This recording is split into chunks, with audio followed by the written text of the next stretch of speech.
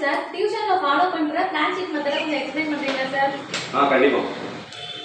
அனைவருக்கும் வணக்கம். உதயம் டியூஷன் ஸ்ரீலது நான் உதயம் முத்து. ஆக்சுவலாக அன்றைக்கி நம்ம வீடியோவில் வந்து பிளான் ஷீட் பற்றி பார்க்க போகிறோம். நம்ம டியூஷனில் இந்த நவம்பர் 1ஆம் தேதியிலிருந்து பிளான் ஷீட் மெத்தட் கொண்டு போயிட்டுருக்கோம். இந்த பிளான் ஷீட் மெத்தடை எக்ஸ்பிளைன் பண்ணுறதுக்காக உங்கள் முன்னாடி வந்து ஒரு வியூ வச்சுருக்கேன். இதில் பார்த்தீங்க அப்படின்னா டெய்லி ஸ்டூடெண்ட்ஸு எந்த ஒரு ஸ்டூடெண்ட்ஸாக இருந்தாலுமே கொஞ்சம் அன்பிளான்டாகவே படிக்கிறாங்க. ஒரு பிளானிங் இல்லாமல் இன்றைக்கி வராங்க அப்படின்னா என்ன சப்ஜெக்ட் படிக்கணும், என்ன சப்ஜெக்ட், என்ன ஹோம்ஒர்க் இருக்குது அப்படின்ற ஒரு பிளானிங்கே இல்லாமல் வரதுனால பிளான் ஷீட் அப்படின்ற மெத்தடை வந்து நம்ம கொண்டு வந்திருக்கோம். இந்த பிளான் ஷீட் மெத்தடில் பார்த்தீங்க அப்படின்னா டெய்லி வந்து அவங்களுக்கு இதை கொடுத்துருவோம். சரிங்களா?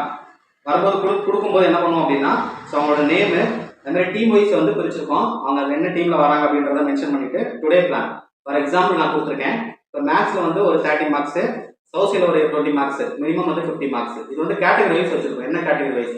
7th ஸ்டாண்டர்ட் வரைக்கும் மினிமம் ஒரு 30 மார்க்ஸ், அது மாதிரி 8th 9th மினிமம் ஒரு 40-50 marks, 10th 11th 12th minimum ஒரு 60-70 மார்க்ஸுக்கு வந்து ரெகுலர் பேசிஸில் அவங்க படிச்சுட்டே இருக்கும்.